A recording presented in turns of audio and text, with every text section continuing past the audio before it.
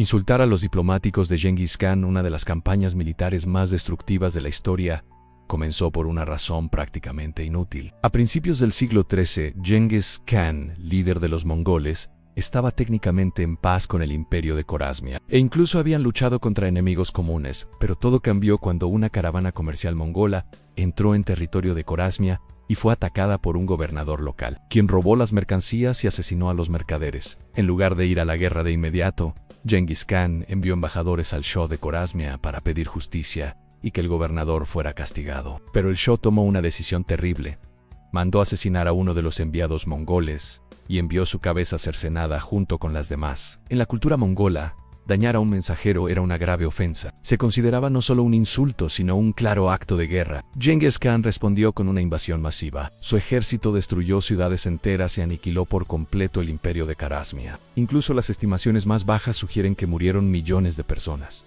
Pero el ataque no terminó ahí. Los mongoles continuaron hacia el oeste, sembrando la destrucción en Persia, partes de Oriente Medio e incluso en Europa. Nadie puede afirmar con certeza qué habría sucedido si el Shah simplemente se hubiera disculpado y castigado al gobernador. Lo que sí sabemos es que en ese momento los mongoles estaban inmersos en una guerra en China. Por lo tanto, al asesinar al embajador, el Shah pudo haber desencadenado accidentalmente una de las campañas militares más destructivas de la historia de la humanidad. El submarino alemán U-110, en su primera misión en marzo de 1941, dañó 2 barcos aliados, pero tuvo que detenerse antes de tiempo después de que un accidente con su propio cañón hiriera a algunos miembros de la tripulación. Sin embargo, su segunda misión, entre abril y mayo de 1941, cambiaría el curso de la guerra. Tras hundir varios barcos aliados en el Atlántico Norte, el U-110F fue perseguido por buques de guerra británicos. El 9 de mayo de 1941,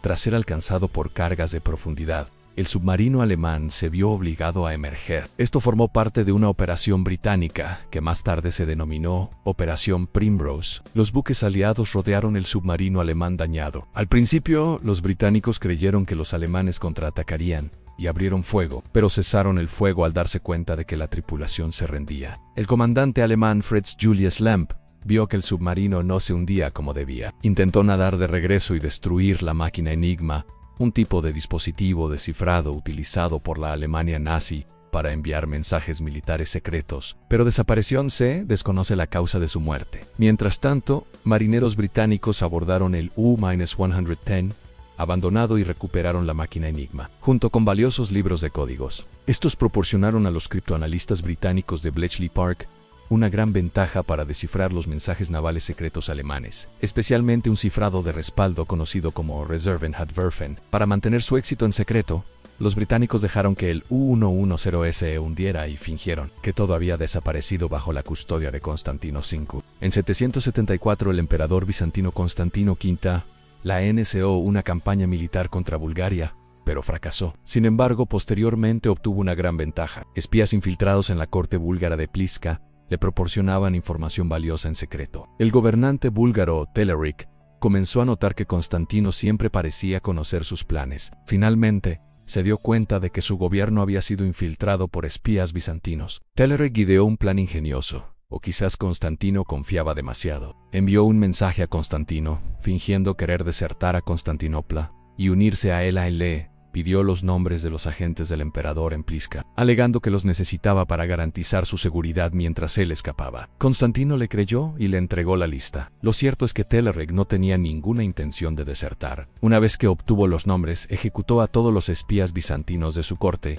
destruyendo por completo la red de espionaje de Constantino de un solo golpe. La caída del muro de Berlín. Günter Schabowski se había convertido recientemente en el portavoz oficioso del Politburó, el máximo órgano de decisión del Partido Comunista de Alemania Oriental. El gobierno acababa de celebrar una reunión donde se habló de flexibilizar algunas restricciones de viaje a Alemania Occidental, pero no querían anunciarlo todavía. En una rueda de prensa, Schabowski lo mencionó, aunque no estaba previsto que se hiciera público aún. Según un periodista al que se le preguntó cuándo entrarían en vigor las nuevas normas de viaje, Schabowski, rebuscando entre sus papeles, no encontró respuesta y terminó diciendo: que yo sepa. Inmediatamente esa sola palabra lo cambió todo. Los habitantes de Berlín Oriental, creyendo que la frontera se abría por primera vez en 28 años, se precipitaron hacia el muro de Berlín. Rápidamente se congregaron multitudes, y los guardias fronterizos estaban confundidos porque no tenían órdenes claras. Pero también habían escuchado la rueda de prensa. Sin saber qué más hacer,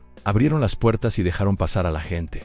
Pronto se convirtió en una gran celebración. La gente escalaba el muro, cruzando libremente entre el este y el oeste, abrazándose y vitoreando. Alrededor de las 11:30 de la noche del 9 de noviembre de 1989, el muro de Berlín comenzó a caer. Algunos dicen que Schabowski simplemente malinterpretó la situación. Otros creen que sabía perfectamente lo que hacía. La campaña de las 4 plagas fue uno de los primeros grandes esfuerzos de la campaña del gran salto adelante de Mao Zedong. Su objetivo era eliminar 4 plagas. Ratas, moscas, mosquitos y gorriones eran perseguidos porque se creía que propagaban enfermedades o dañaban los cultivos. El peor error fue la guerra contra los gorriones, especialmente el gorrión molinero, al que el gobierno culpaba de comerse el grano. Millones de personas en toda China, incluyendo niños, recibieron la orden de destruir nidos de gorriones, romper huevos y golpear ollas y sartenes para impedir que las aves aterrizaran hasta que murieran de agotamiento. Esta campaña, impulsada por la propaganda y la creencia de Mao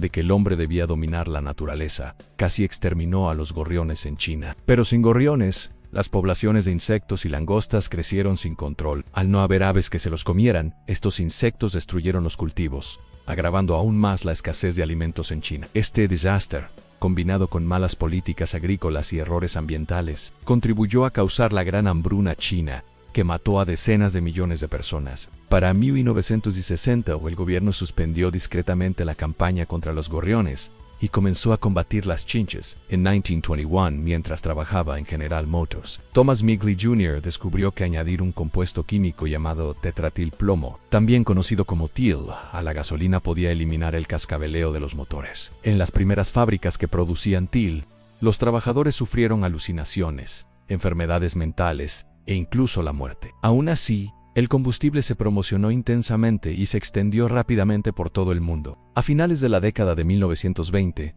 Migley también contribuyó a la creación del freón, el primer clorofluorocarbono CFC, que se utilizó como refrigerante más seguro en refrigeradores, funcionó bien y posteriormente se empleó en aerosoles e inhaladores. Sin embargo, muchos años después de la muerte de Migley, los científicos descubrieron que los CFC dañaban la capa de ozono, que protege la Tierra de la dañina radiación ultravioleta. Este descubrimiento condujo a la prohibición mundial de los CFC en aquel entonces. Los inventos de Migley parecían soluciones ingeniosas a problemas reales, pero, lamentablemente, ambos causaron graves daños. Un historiador afirmó en una ocasión que Migley tuvo un mayor impacto en la atmósfera terrestre que cualquier otro ser humano. En 1944, tras quedar paralizado por la polio, Migley inventó un elaborado sistema de poleas y cuerdas para que lo ayudaran a levantarse y acostarse. Pero el dispositivo resultó mortal. Un día se enredó en las cuerdas y murió estrangulado. Aunque algunos dicen que fue un caso de el oso nuclear. Estuvimos a segundos de la Tercera Guerra Mundial nuclear,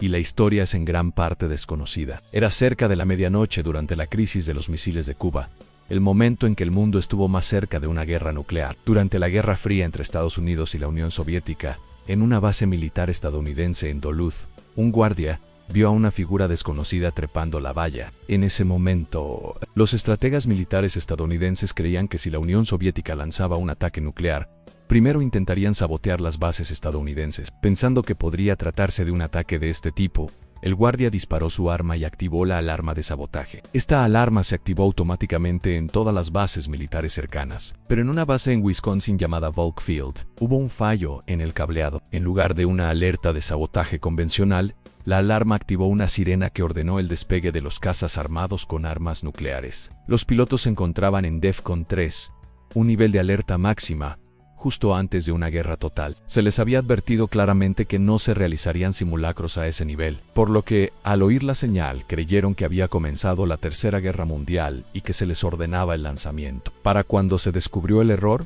los aviones ya se dirigían a la pista. Un oficial subió a un coche, condujo a toda velocidad hasta la pista y logró hacer señas a los pilotos para que se detuvieran justo a tiempo, evitando así una posible guerra nuclear. La figura que lo desencadenó todo fue un oso. Si no hubiera sido por ese oficial que condujo a toda velocidad, no estaríamos aquí hoy. Richazo bizantino al ingeniero Orbán en 1452. Orbán, ingeniero y fundidor de hierro del Reino de Hungría, ofreció su ayuda al emperador bizantino Constantino XI, pero el imperio no tenía suficiente dinero ni recursos para apoyar su trabajo. Tras ser rechazado, Orbán acudió al sultán otomano Mehmed II, quien se preparaba para atacar Constantinopla. Mehmed reconoció el valor de las ideas de Orbán y le brindó su apoyo total. En tan solo 3 meses, Orbán construyó un enorme cañón llamado Basílico. Era tan grande que se necesitaban 60 bueyes para tirar de él.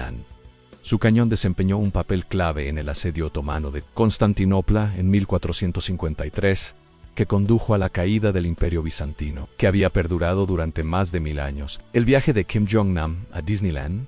Kim Jong-nam, el hijo mayo del líder norcoreano Kim Jong-il y hermanastro de Kim Jong-un, fue considerado en su momento el sucesor natural del líder norcoreano. A finales de la década de 1990, ocupó altos cargos en el Ministerio de Seguridad Pública y trabajó en el desarrollo de los sistemas informáticos de Corea del Norte.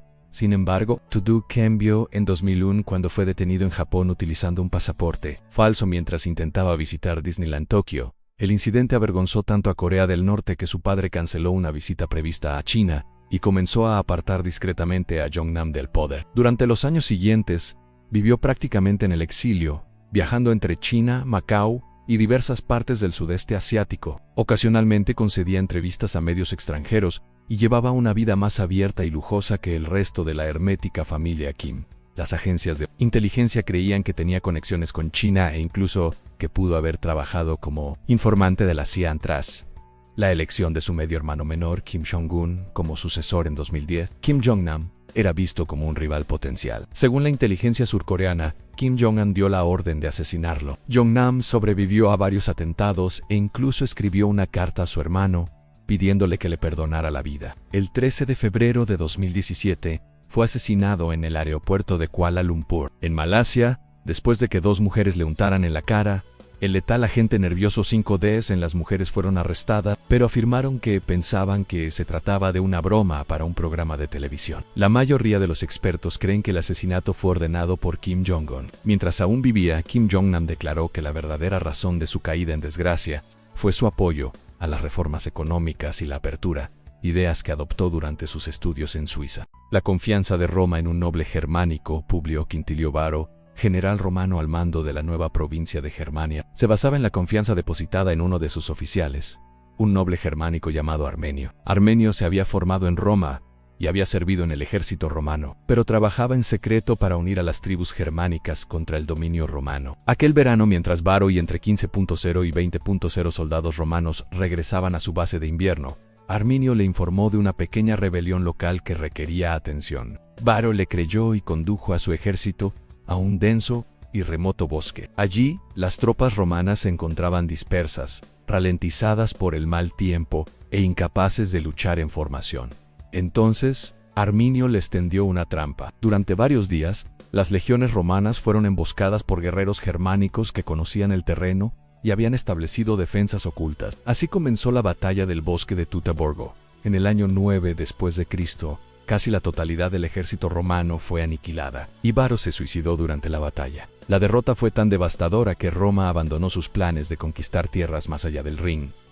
El emperador Augusto nunca más impulsó la expansión hacia el norte de Germania. Las legiones aniquiladas en la batalla jamás volvieron a utilizarse. Muchas de las tribus germánicas que más tarde invadirían y debilitarían el Imperio Romano de Occidente provenían precisamente de esta región que Roma no logró controlar tras Teutoburgo. En los meses previos al día D, los comandantes alemanes discrepaban sobre el lugar donde se produciría la invasión aliada. El mariscal de campo Gerd von Rundstedt creía que se produciría en el paso de Calais, el punto más cercano entre Gran Bretaña y Francia, con puertos clave y una ruta directa hacia Alemania. Erwin Rommel, al mando de las defensas costeras, también se centró en Calais, pero advirtió que los aliados podían desembarcar en cualquier lugar, incluida Normandía, donde finalmente lo hicieron. Hitler, como de costumbre, no se decidía, dividió las divisiones de tanques alemanas entre los dos planes, colocando algunas demasiado tierra adentro para ayudar rápidamente a Rommel, pero no lo suficientemente lejos como para servir de reserva móvil, tal como Rundstedt deseaba. Al final, ninguno de los comandantes consiguió lo que necesitaba. Mientras tanto, los aliados lanzaron una campaña de engaño llamada Operación Fortitude Trust, haciendo creer a los alemanes que el verdadero ataque sería en Calais. Incluso, después del desembarco aliado en Normandía, el 6 de junio de 1944, los líderes alemanes, incluido Hitler, pensaron que podría tratarse simplemente de una distracción. Rommel se encontraba ese día de visita con su esposa por su cumpleaños y otros oficiales también estaban de descanso debido a las malas previsiones meteorológicas. Rundstedt solicitó permiso para movilizar refuerzos, pero Hitler retrasó la decisión. Para cuando se aprobó el contraataque, las fuerzas aéreas aliadas ya habían dañado las líneas de suministro y los movimientos de tropas alemanas, y la estructura de mando alemana se estaba desmoronando. A pesar de la feroz resistencia, los aliados aseguraron 5 cabezas de playa el día D y desplegaron más de 150.0 soldados. Rommel intentó advertir a Hitler de que las defensas alemanas se estaban derrumbando, pero Hitler se negó a creerlo. El 17 de julio, Rommel resultó gravemente herido cuando aviones aliados atacaron su automóvil. Con Rommel fuera de combate y la confusión aún extendiéndose entre los líderes alemanes, Alemania perdió la oportunidad de detener la invasión. En 1867, el Imperio ruso vendió Alaska a Estados Unidos por $72 millones, aproximadamente 2 centavos por acre. Tras perder la guerra de Crimea, Rusia temía no poder defender Alaska en una futura guerra, especialmente contra Gran Bretaña, cuyas fuerzas se encontraban cerca, en Canadá. La venta del territorio a Estados Unidos se consideró una forma de frenar la expansión británica. En aquel entonces, muchos estadounidenses ridiculizaron el acuerdo llamándolo la locura de Seward. Mientras las negociaciones eran dirigidas por el secretario de Estado estadounidense William Seward, calificaron a Alaska como un páramo helado e inútil. La compra otorgó a Estados Unidos acceso estratégico al Pacífico y añadió un territorio más del doble del tamaño de Texas, rico en recursos naturales como petróleo, minerales y metales. Alejandro Magno no dejó heredero. Cuando Alejandro Magno murió en el 323 a.C., dejó tras de sí el imperio más grande que el mundo jamás había visto, pero sin un sucesor claro. Su único heredero directo era un hijo por nacer, y su medio hermano, Aridau, padecía graves discapacidades mentales. Sin un plan estable sobre quién gobernaría después, los generales más importantes de Alejandro, conocidos como los diádocos, se apresuraron a tomar el poder. Lo que siguió fueron casi 50 años de un conflicto brutal conocido como las Guerras de los Diádocos. Estos antiguos aliados, que una vez ayudaron a Alejandro a conquistar tierras desde Grecia hasta la India, se volvieron unos contra otros. Formaron alianzas cambiantes, se traicionaron mutuamente y libraron sangrientas guerras civiles para controlar partes del imperio. El resultado fue la fragmentación permanente del imperio de Alejandro en reinos, rivales y décadas de guerra en todo el mundo antiguo. Uno a uno, la mayoría de los miembros de la familia real, incluido su hijo Alejandro IV, fueron asesinados durante las luchas por el poder. Para el 281 a.C., su imperio se había desintegrado en varios reinos rivales importantes. Las consecuencias a largo plazo fueron enormes. El sueño de Alejandro de un imperio unificado que conectara Oriente y Occidente murió con él. En cambio, la división condujo a siglos de conflictos regionales y contribuyó a allanar el camino para el ascenso de Roma. Todo sucedió porque uno de los mayores conquistadores de la historia no previó lo que ocurriría después de su muerte. El error de cálculo de Colón. El descubrimiento de América por Cristóbal Colón se debió a un grave error. En aquel entonces, muchos eruditos ya tenían una idea bastante precisa del tamaño real de la Tierra, gracias a trabajos anteriores de pensadores como Eratóstenes. Pero Colón rechazó esas estimaciones exactas. Creía erróneamente que la Tierra era mucho más pequeña de lo que realmente es, y que Asia se extendía mucho más al este de lo que realmente lo hace. Basándose en estos cálculos erróneos, Colón argumentó que se podía llegar a Japón navegando hacia el oeste desde Europa en tan solo unas semanas. La mayoría de los expertos discrepaban y creían que el viaje sería demasiado largo. Aún así, la corona española decidió financiar la expedición, impresionada por su confianza y sus cálculos. Irónicamente, si Colón hubiera utilizado las cifras correctas, el viaje habría parecido demasiado largo y arriesgado, y probablemente nunca se habría hecho a la mar. Al final, fue solo gracias a su error de cálculo y a la inesperada presencia de los continentes americanos en su ruta que su viaje tuvo éxito. El Tratado de Versalles en condiciones severas, firmado en 1919, tras la Primera Guerra Mundial. El Tratado de Versalles impuso duras condiciones a Alemania que afectaron el futuro del país y posiblemente cambiaron el curso de la historia mundial. El tratado obligó a Alemania a asumir toda la responsabilidad por la guerra del territorio,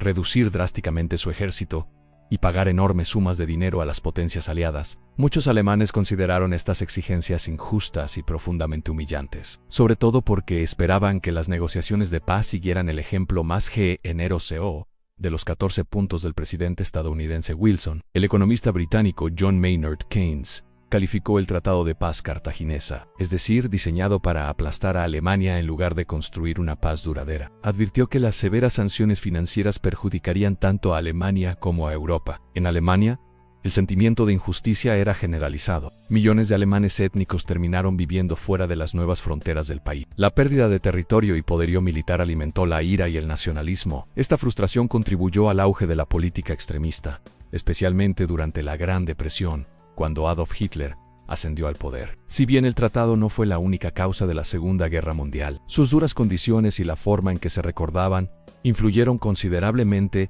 en el auge del nazismo. La línea Maginot fue un extenso sistema de defensas que Francia construyó a lo largo de su frontera con Alemania tras la Primera Guerra Mundial. Su objetivo no era garantizar la seguridad total de Francia, sino ralentizar un ataque alemán, dar tiempo a Francia para preparar a su ejército y evitar futuros enfrentamientos en territorio francés. La línea se construyó en la década de 1930, en parte porque Alemania se estaba fortaleciendo y Francia no podía contar con la ayuda de Gran Bretaña ni de Estados Unidos. Tras la Primera Guerra Mundial, Francia contaba con menos hombres jóvenes y optó por un plan defensivo para compensar la reducción de su ejército. La línea Maginot se extendía desde Suiza hasta Luxemburgo y disponía de búnkeres subterráneos, artillería pesada y fortificaciones robustas. Sin embargo, no protegía eficazmente el bosque de las Ardenas ni la frontera con Bélgica, ya que erróneamente se consideraba que estas zonas eran demasiado difíciles de cruzar para un gran ejército. En 1940, Alemania evitó la línea atravesando Bélgica y las Ardenas, sorprendiendo a los aliados. Las partes de la línea que fueron atacadas resistieron en su mayoría,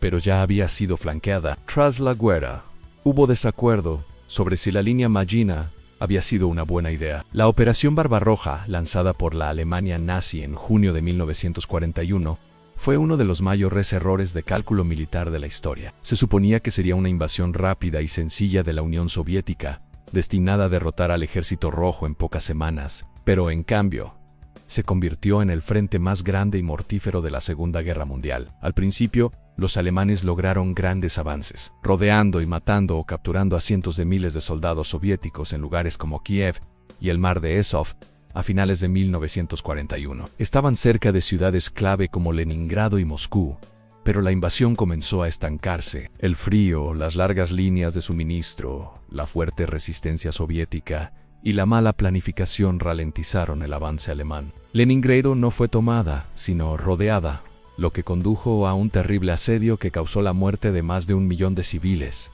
principalmente por inanición. Cerca de Moscú, las fuerzas alemanas avistaron el Kremlin, pero fueron repelidas por un contraataque soviético sorpresa, con la ayuda de tropas siberianas desplegadas para la defensa. A finales de 1941, Alemania había perdido más de 800.0 soldados. El fracaso de la Operación Barbarroja llevó a Hitler a tomar el control directo del ejército, lo que a menudo empeoró la situación. Mientras Alemania se debatía en la derrota, la Unión Soviética comenzó a avanzar hacia el oeste, reconquistando territorios y, finalmente, controlando vastas zonas de Europa del Este.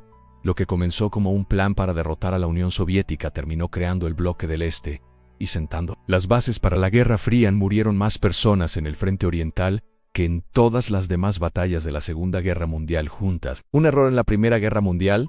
El asesinato del archiduque Francisco Fernando tuvo lugar el 28 de junio de 1914 en Sarajevo. El archiduque murió no por un plan perfecto, sino por un error. Ese mismo día, se había producido un atentado fallido con bomba contra su caravana. Por seguridad, se les indicó a los conductores que cambiaran de ruta, pero el mensaje no les llegó. Por accidente, el coche del archiduque giró hacia una calle lateral, donde se encontraba uno de los aspirantes a asesinos, Gavrilo Princip. Gavrilo estaba allí porque, tras el fallido atentado con bomba, decidió ir a buscar algo de comer. El conductor intentó dar marcha atrás, pero el motor se caló, lo que le dio a Princip la oportunidad perfecta para disparar a quemarropa a Francisco Fernando y a su esposa Sofía. Aquel error provocó mucho más que 2 muertes. Desencadenó una reacción en cadena. En pocas semanas, Austria-Hungría declaró la guerra a Serbia. Las alianzas entre países se consolidaron y lo que podría haber sido un conflicto local se convirtió en la Primera Guerra Mundial. Si te gustó este video, suscríbete para ver otros similares